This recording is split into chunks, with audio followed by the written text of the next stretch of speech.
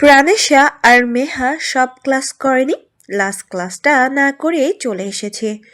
দুজনের কারোরই তেমন মন ভালো নেই তাই ওরা দুজন কলেজের এক পাশে বাদাম গাছটার নিচে কিছুক্ষণ বসে তারপর গল্পগুজব করে উঠে যায়। মেহা বাড়ি চলে যেতে চাচ্ছে। বাড়িতে একটার পর একটা ক্লাইম্যাক্স আসছে। এর মধ্যে ওর কলেজে আসার কোনো ইচ্ছে ছিল না। বান্ধবী একা পড়ে যাবে বলেই এসেছে। এখন যখন মন খারাপই নিয়ে কারো ক্লাস করার ইচ্ছেই নেই তখন বাড়ি চলে যাওয়াই বেস্ট হবে। প্রাণেশা মেহার বোনের ব্যাপারটা খুব গভীরভাবে ভেবেছে। যা বুঝলো মানুষ মাত্রই সৌন্দর্যের পূজারী। তাই তো মেহার বোনের শারীরিক একটা অপূর্ণতা থাকার কারণে সবাই কটাক্ষ করলেও ঠিকই ওর রূপের কারণে আবার গ্রহণ করেছে। কিন্তু রূপের কারণে গ্রহণ করলেও ওদিকে ওর অক্ষমতার কারণে অপদস্থ করে। বহুমুখী মানুষে ভরা দুনিয়াটা। ওর স্বামীও বোধহয় এই কারণে, কি জানি। ওদের কথা আর ভেবে লাভ নেই, নিজের কথা ভাবতে হবে। নিজের কথা ভাবতে গিয়েও প্রাণেশার মাথায় ওই কথাটাই আসে। তার স্বামীও সৌন্দর্যের পূজারী। তাকেও তার শারীরিক অপূর্ণতার কারণে প্রথমে মানত না। পরে এই সৌন্দর্যের কারণেই হয়তো অক্ষমতার ব্যাপারটা আপোস করে তাকে মেনে নিয়েছে। প্রাণেশা এই ব্যাপারে এখন নিশ্চিত। কারণ অন্তিক কিভাবে কথায় কথায় গায়ের ওপর উঠে আসতে চাইতো তা তো একমাত্র সেই জানে। এখনো তেমনটা করে, কিন্তু রূপের কারণে যে মানুষ আকর্ষিত হয় সেই মানুষ কি কখনো মন ছুঁতে চাইবে? মন না ছুলে ভালোবাসা হবে কি করে? ভালোবাসা না হলে মনের মিলন ছাড়া শুধু শারীরিক মিল দিয়ে সারা জীবন কাটাবে? এভাবে ভেবে প্রাণেশার গায়ে কাঁটা দিয়ে উঠল। না না, অন্তিক তাকে ভালো না বাসলেও সে বাসবে।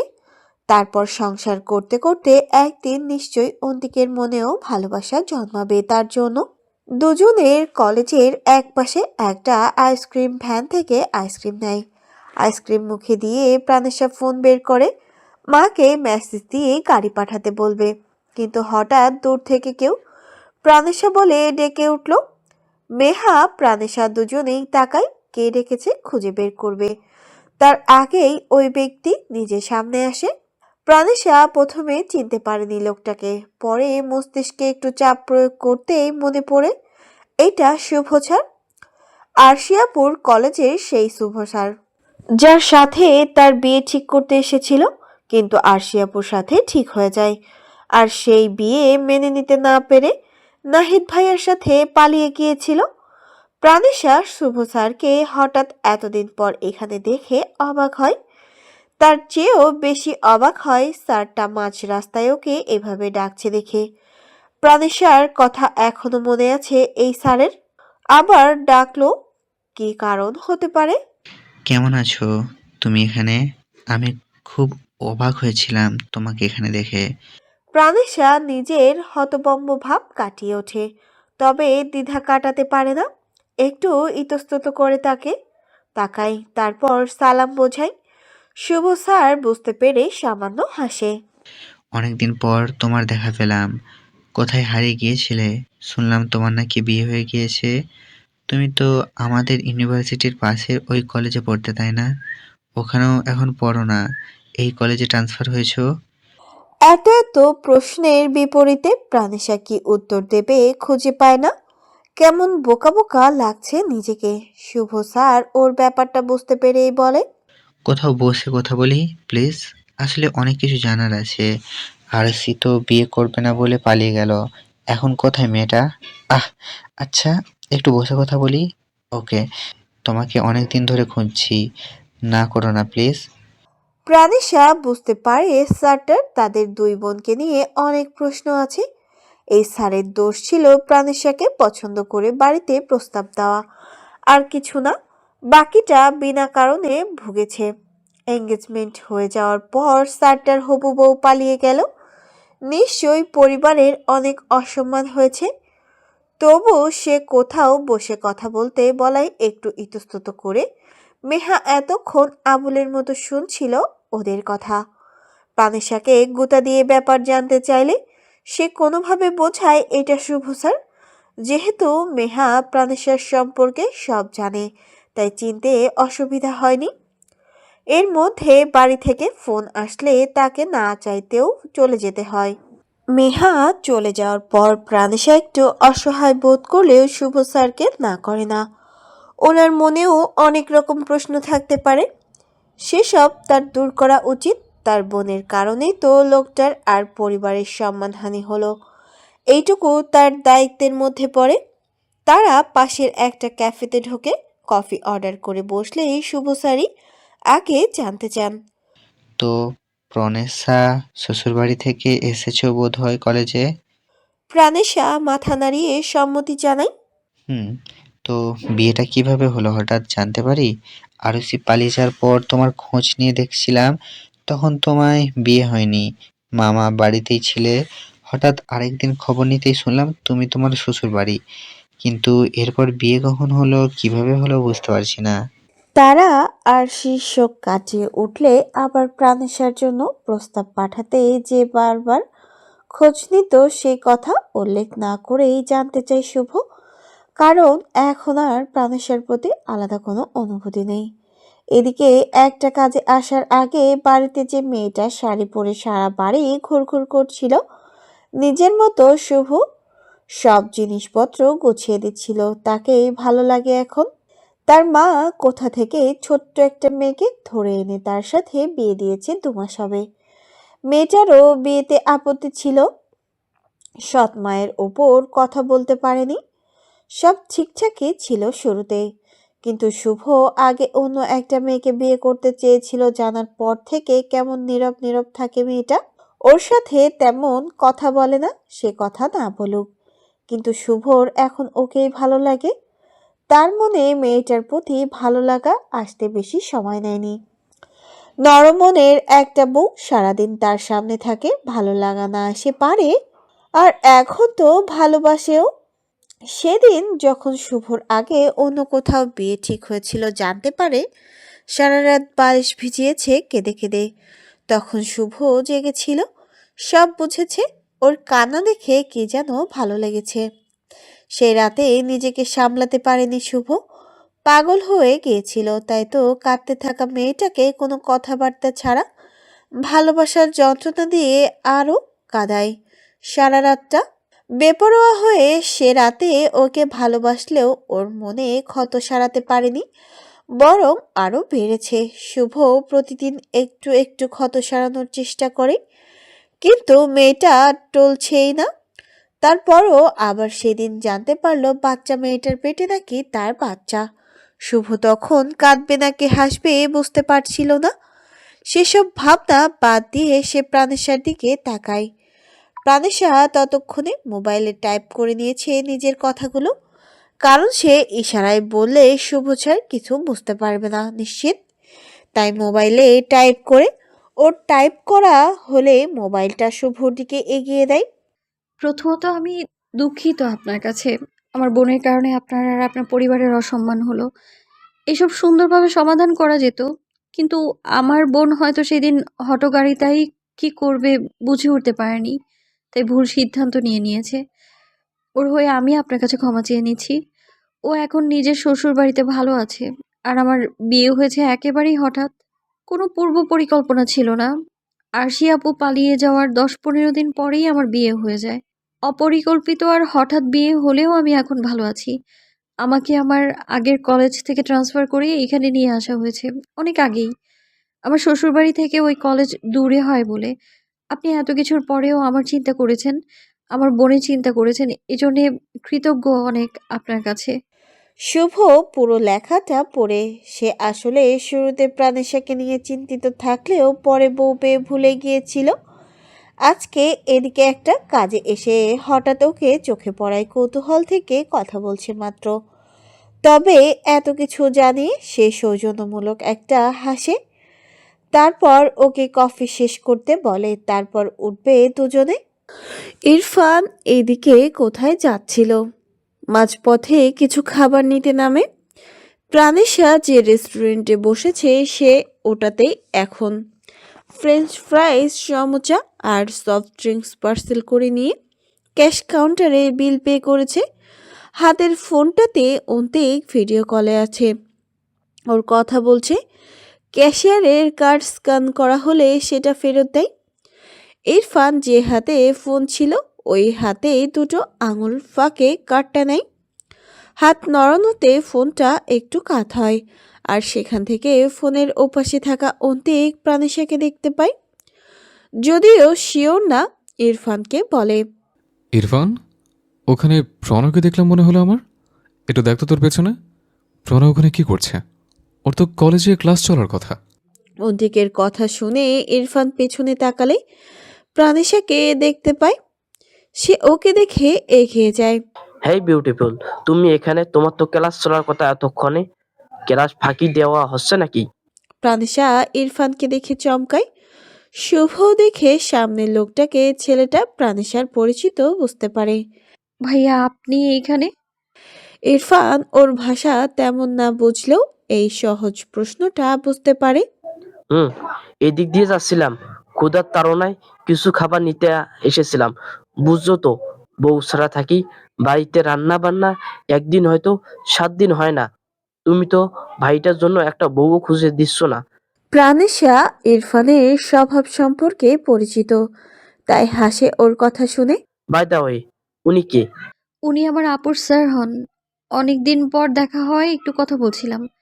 তবে প্রাণেশার কথা ইরফান বুঝতে পারেনি, তাই শুভ নিজে নিজেকে পরিচয় দেয়। তারপর দুজনে হ্যান্ডশেক করে ইরফানও নিজের পরিচয় দেয়। প্রাণেশার স্বামীর বন্ধু হয় জানায়। তারপর আরও কিছু কথা বলে নিজেদের মধ্যে পরিচিত হয়। কথায় কথায় প্রাণেশার স্বামী দেশের বিশিষ্ট তরুণ আইনজীবী অন্তিক সরোয়ার জানতে পারলে শুভ অবাক হয়। অন্তিক সরোয়ার তরুণ প্রজন্মের আইনজীবী হিসেবে পরিচিত হলেও বয়স 30+। বাচ্চা মেয়েটার বয়সে এত বড় কারোর সাথে বিয়ে হলো। শুভ ভাবে সে আর তার বউ একা নয়, এই যুগে এসে এই টিচার হয়ে আবার আরেকজন আইনজীবী হয়ে বাচ্চা মেয়ের সাথে সংসার করছে। তার মধ্যে বাচ্চা বউ নিয়ে যে দ্বিধা ছিল তা যেন হালকা হয়ে গেল নিমেষে। যদিও সে অন্তিকের চেয়ে বয়সে ছোট, আর তার বউও প্রাণেশার চেয়ে ছোট। প্রাণেশাকে সাথে নিয়ে ইরফান বের হয়ে আসে, ওকে বাড়ি ড্রপ করে দিয়ে যায়। প্রাণেশার কিছু ভালো লাগছে না। মেহেরিন অন্তিককে ভালোবাসে, তাকে বিয়ে করতে চাইতো। এইসব জানার পর থেকে নানান রকম ইনসিকিউরিটি কাজ করছে তার মধ্যে। নিজের আর অন্তিকের সম্পর্কটা নিয়ে আবার মেহার কাছ থেকে বোনের বিষয়ে জানার পর থেকে সেসব চিন্তাভাবনা আর ইনসিকিউরিটি বোধ হয় দ্বিগুণ হলো এখন। মনে হচ্ছে যেন কোনো ভিত্তি নেই তাদের সম্পর্কের। অন্তিক যে কোনো সময় তাকে ছেড়ে দিতে পারে, এতে প্রাণেশার কিচ্ছু করার থাকবে না। অন্তিক ছেড়ে দিতে চাইলে তাকে চুপচাপ মেনে নিতে হবে। প্রাণেশা এসব কথা চিন্তা করতে করতে আবার নিজে নিজেই ভাবে, না, তাকে ছেড়ে দেবে কেন? কেন কারণ ছাড়া কেউ কাউকে ছেড়ে দেয়? অবশ্যই না। কিন্তু ছেড়ে দেবে না কেন? অন্তিক তো তাকে ভালোবাসে না। অন্তিক এখন প্রাণেশার কাছে থাকছে, এর কারণ তো মোহ। আর এটা যে কোনো সময় কেটে যেতে পারে। তখন ওকে ছুঁড়ে ফেলে দেবে, অন্য কাউকে নিয়ে থাকবে। কিন্তু সে তো তার বউ, বউকে চাইলেই ছেড়ে দিতে পারে নাকি? এইসব নানান আজগুবি চিন্তা করতে করতে প্রাণেশার মনে হচ্ছে মাথাটা বোধহয় ফেটে যাবে। সে ব্যালকনিতে দাঁড়িয়েছিল, ওখান থেকে বাগানের দিকটাই চোখ যায়। ওখানে কালো গোলাপ, বিশুদ্ধ কালো গোলাপের অস্তিত্ব নেই এখানে। কালো গোলাপ বলতে ডার্ক রেড কালারের গোলাপকে বোঝানো হয়েছে। আর শুধু এখানেই না, সাধারণত কালো গোলাপ বলতে ডার্ক রেড গোলাপকেই বোঝায়। পিওর ব্ল্যাক যে গোলাপগুলো দেখা যায় সেগুলো আর্টিফিশিয়াল। গাছটা দেখা যাচ্ছে। দিথির কাছে অবশ্য জেনেছে অন্তিক ওই গাছ থেকে কিছু ফুল নেই, তা পছন্দ করে না। কিন্তু কথা শুনে সেও পণ করেছিল একদিন লুকিয়ে একটা ফুল নেবে। নিজেকে এসব মাথা নষ্ট করা চিন্তাভাবনা থেকে দূরে রাখতে এই কাজটাই উত্তম বলে মনে হলো তার।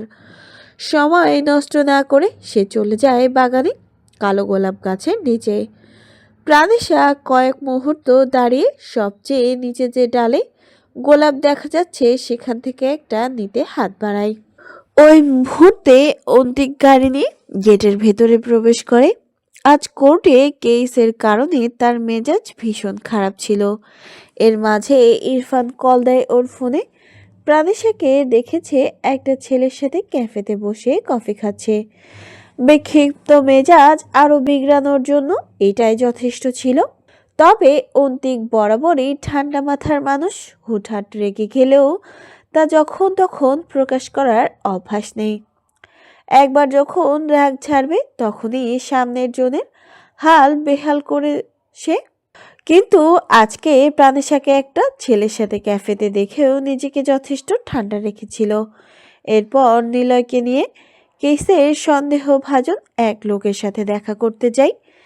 সেখানে গিয়ে কেসের জন্য ওই লোকের সাথে দেখা করতে গিয়ে নয়তো গুরুত্বপূর্ণ কিছু পায়নি বলে নিলয়ের ওপর রেগে যায়। তবে তাও নিজেকে শান্ত রাখে। বাড়িতে চলে এসেছে সে নিলয়কে আরও কিছু তথ্য সংগ্রহের কাজ দিয়ে। গাড়ি থেকে নেমে প্রাণেশাকে কালো গোলাপ গাছটা থেকে ফুল ছিঁড়তে দেখে সে রাগ তখন আকাশচুম্বী। অন্তিকের এগিয়ে এসে পেছন থেকে ওর বাহু ধরে টেনে সামনে দাঁড় করায়। কলেজে গিয়ে ক্লাস বাদ দিয়ে কোন ছেলের সাথে দেখা করতে গিয়েছিলে? শান্ত গলায় জিজ্ঞাসা করে প্রাণেশাকে। প্রাণেশা হঠাৎ অন্তিকের এমন আগমনে ভয় পেয়ে যায়। তার উপর খুব শান্ত করে বাহু ধরে রেখেছে। ব্যথা লাগছে, কিন্তু অন্তিক এমন রুক্ষভাবে কথা বলছে কেন? কে হলো? উত্তর দিচ্ছ না কেন? কোন ছেলের সাথে দেখা করতে গিয়েছিলে? কে হয় তোমার? নাকি প্রেমিক? হ্যাঁ, এইটুকু বয়সে প্রেমিক জুটিয়ে বসে আছো আর আমার সামনে ভোলা ভোলা সাজো। একটু ছুতে চাইলে কি চাচ্ছি বুঝতে পারো না? ছেলেদের সাথে ক্যাফেতে গিয়ে দেখায় ঠিকই করতে পারো, নাটক করো। প্রাণেশা স্তব্ধ হয়ে আছে, কোনো কথার উত্তর দেয় না। বাহুর ব্যথায় চোখ মুখ লাল হয়ে এসেছে। একটা ঢোক গিলে নিজেকে সামলায়। অন্তিকের ধারে থাকা অন্তিকের ধরে থাকা ওই হাতের দিকে তাকায়। অন্তিক ওর তাকানো বুঝতে পেরে নিজেও এক পলক তাকায়। তারপর চেপে ধরা হাত আরো শক্ত করে কাছে টেনে আনে। প্রাণেশা ব্যথায় চোখ খিচে নেয়, আকস্মিক কাছে টানায়। পায়েও একটা হোঁচট খেয়েছে। উত্তর দিচ্ছ না কেন? হ্যাঁ, আর ওই ছেলের সাথে দেখা করে এসে এখানে ফুল গাছের কাছে কি করছো? তুমি জানো না আমার গাছের ফুল কেউ ছেড়ুক তা আমি পছন্দ করি না। কাল আবার দেখা করে ফুল দেবে, তাই না? বিশ্বাস করো প্রাণ, আমি খবর নিয়ে যদি ওই ছেলের সাথে তোমার সম্পর্ক ছিল বা আছে এমন কিছু জানতে পারি তাহলে জাস্ট খুন করে ফেলবে ছেলেটাকে। কথাগুলো বলে ওকে ছুঁড়ে ফেলার মতো করে ছেড়ে দেয়। তারপর বিক্ষিপ্ত মেজাজে গলার টাই খুলতে খুলতে বাড়ির ভেতরে চলে যায়। অন্তিক চলে যেতেই প্রাণেশার টকটকে লাল চোখ থেকে এক ফোঁটা পানি গড়ায়। তারপর অন্তিক আস্তে আস্তে গড়াতেই থাকে। অন্তিক ওকে একটা ছেলের সাথে দেখেছে বলে ভুল বুঝছে। এত খারাপ আচরণ তার সাথে করতে পারলো। সে এখন বিবাহিতা, অন্য কারো সঙ্গে কেন প্রেম করবে? কেন কিছু না জেনে শুনে তার চরিত্রে আঙুল তুললো এত সহজে? অন্তিক তো এমন হঠকারী সিদ্ধান্ত নিত না আগে, হুট করেই এত বেশি রেগেও যেত না। তাহলে এখন এত রেগে গেল কেন? নাকি তার প্রতি তার ভালো লাগা শেষ, তাই ওকে বোঝাতে এমন আচরণ করছে?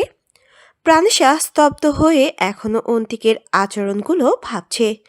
এর আগেও অন্তিক ওকে অপমানজনক কথা বলেছে। সে কথা বলতে পারে না, এটা যে তার অক্ষমতা তার চোখে আঙুল দিয়ে বুঝিয়ে দিয়েছে সেবার যখন রিসোর্টে ছিল তখন। এর বাইরেও ভালো না বেশে স্ত্রীর সম্মান না দিয়ে বারবার ওর কাছে আসতে চাওয়া, এসবও অপমানই। এত অপমান অসম্মান পাওয়া সত্ত্বেও চার কুলে মামা মামি ছাড়া কেউ নেই বলে, তার কোনো অভিভাবক নেই বলে এই লোকটা বিয়ে মেনে নিয়েছে বলার পর আর তেমন আপত্তি করেনি। কারণ এত আত্মসম্মান দেখিয়ে গেলেও সে কোথায় যাবে? মামা মামির কাছে চলে গেলেও প্রতিবন্ধীর সাথে সাথে ডিভোর্সি নামটাও জুড়ে যেতে সারা জীবনের জন্য। এরপর যে ওর জীবন কতটা কঠিন হতো সেসব ভেবেই তেমন আপত্তি দেয়নি অন্তিক। রিসেপশনের জন্য হ্যাঁ বলতে বলার পর প্রাণেশা তো সকলেও ভাবছিল অন্তিক তাকে ভালো না বাসলেও সে বাসবে। তারপর একদিন না একদিন তার প্রতি মায়া জন্মালে ভালোবাসাটাও হয়ে যেত নিশ্চয়ই। কিন্তু এত তাড়াতাড়ি মোহ কেটে গেল না। প্রাণেশার অন্তিকের মিষ্টি মিষ্টি কথায় না এসে তখনই ঘোর আপত্তি জানানো উচিত ছিল। তাহলে আজ জীবন সাজানোর নতুন স্বপ্ন দেখার পর গিয়ে সব ভাঙত না, এত কষ্ট পেতে হতো না। অন্তিক স্টাডি রুমে কিছু ফাইল নিয়ে নতুন করে আজকের পুরো কেসটা স্টাডি করছে। সারাদিন এত এত ঝামেলায় তার কোনো পয়েন্ট মিস হয়েছে হয়তো, তাই ইনভেস্টিগেশনের হিসাব মিলছে না। ঘন্টা লাগিয়ে সে প্রথম থেকে সব আবারও বুঝতে শুরু করলো। এর মধ্যে তার মা রাতের খাবার খেতে ডাকলে সে ডাইনিংয়ে সব রাখতে বলে, কাজ শেষ করে খাবে। প্রাণেশাও খেয়ে নিয়েছে।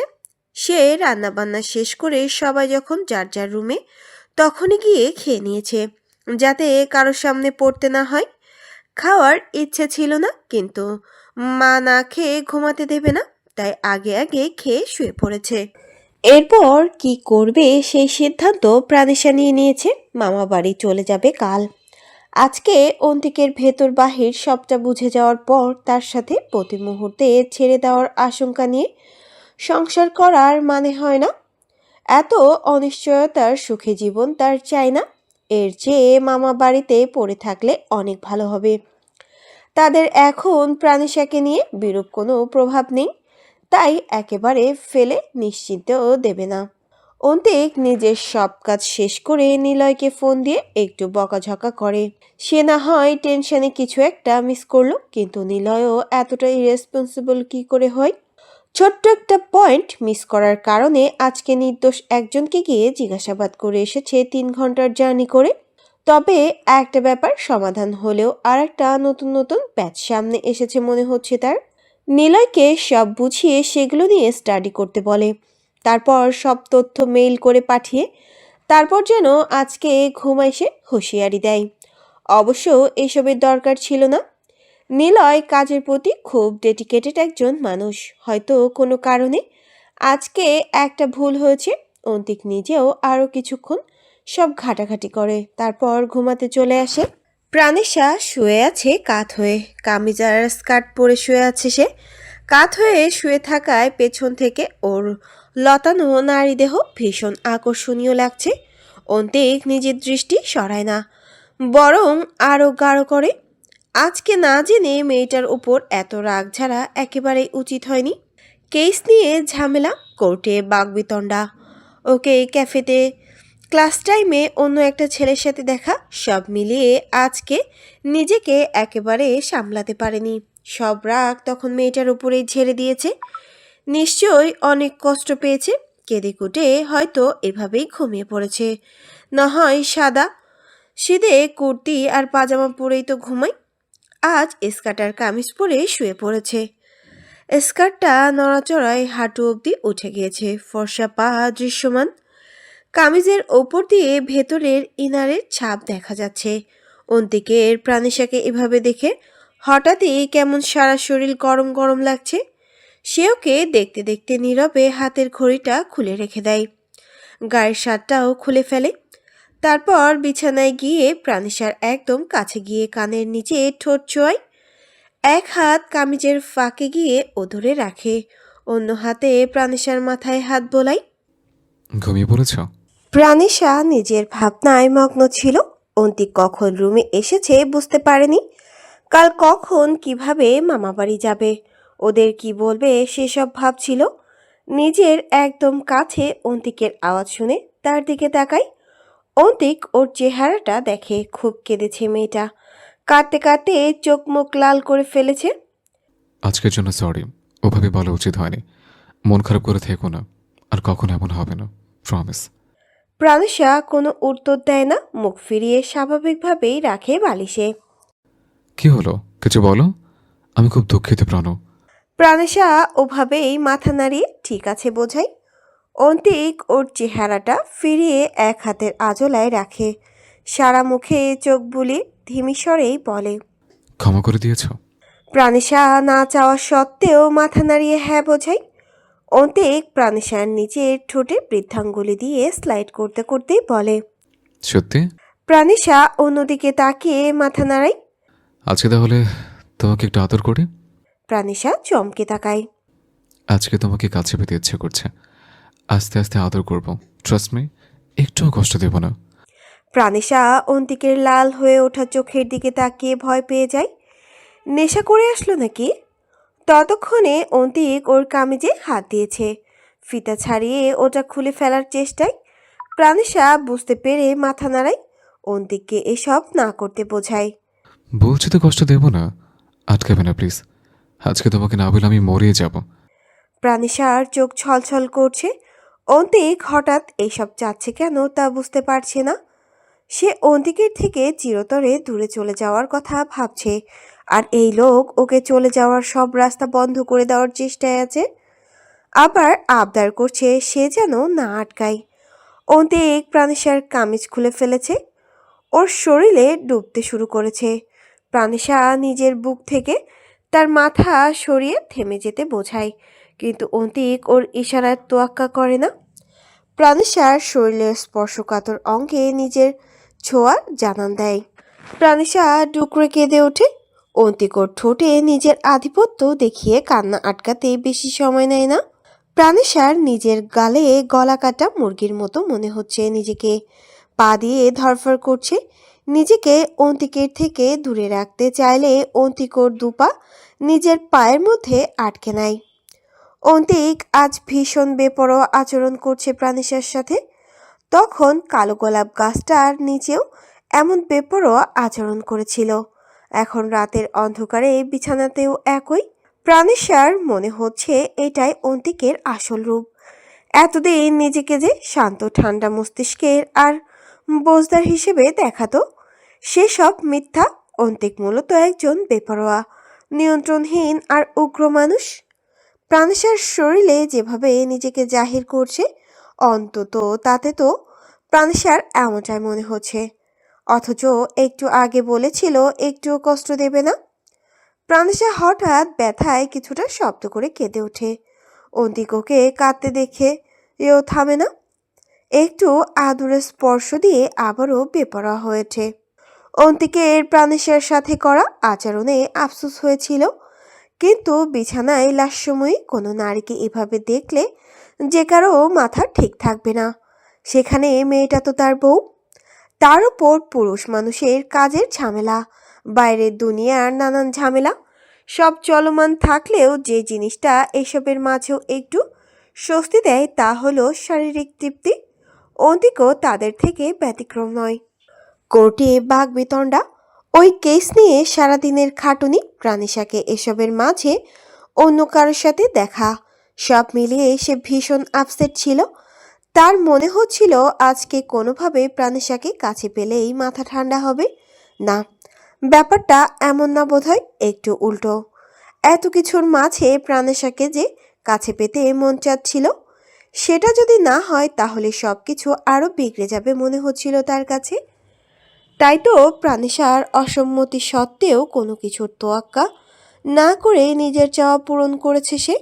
প্রায় 30 থেকে 40 মিনিট পর প্রাণিশাকে ছেড়ে দেয় অন্তিক।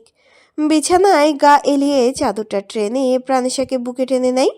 তার কপালে আর গালে চুমু এঁকে দিয়ে আলতো স্বরে জানতে চায়, এখন গোসল করবে নাকি সকালে? প্রাণিশা জবাব দেয় না। সে কেমন অবশ হয়ে গেছে, ক্লান্ত হয়ে আছে। অন্তিকের দিকে তাকাতে পারে না সে। ঘৃণা লাগছে, লজ্জা লাগছে, আরও কত রকম মিশ্র অনুভূতি। সে চাদরের ভেতর আরও ঢুকে যেতে চাইলে অন্তিক কোমরে একটা টাওয়েল পেঁচিয়ে চাদর সহ ওকে কোলে তুলে নেয়। কপালে আমু এঁকে বলে, আগে গোসল করে নি শোনা, তারপর ঘুমাবো দুজন। সময়টা সকাল 6টার ঘর পার করেছে। অন্তিক ঘুমু ঘুমু চোখ খুলে রুমে সূর্যের আলো প্রবেশ করছে। বুকটা হালকা হালকা লাগছে। বুঝতে পারে প্রাণিশা নেই। ওকে আবার কাছে টেনে নেওয়ার জন্য বাঁ পাশটা হাতড়ে দেখে, কিন্তু পাশে তার হাত দিয়ে কাউকেই পায় না। অন্তিক বিরক্ত হয়। উঠে গেল মেয়েটা। আজকে আর একটু ঘুমাতে পারতো, শরীর দুর্বল লাগবে। সবসময় ভোরে উঠতে হবে কথা আছে। অন্তিক বিরক্ত হয়ে চোখ খুলে দেখে ওয়াশরুমে আছে নাকি না, দরজা খোলা। ব্যালকনিতে থাকবে ভেবে প্রাণও বলে ডেকে ওঠে। সাড়া না পেয়ে ঘুমু ঘুমু গলার স্বরটা আরেকটু উঁচিয়ে বলে,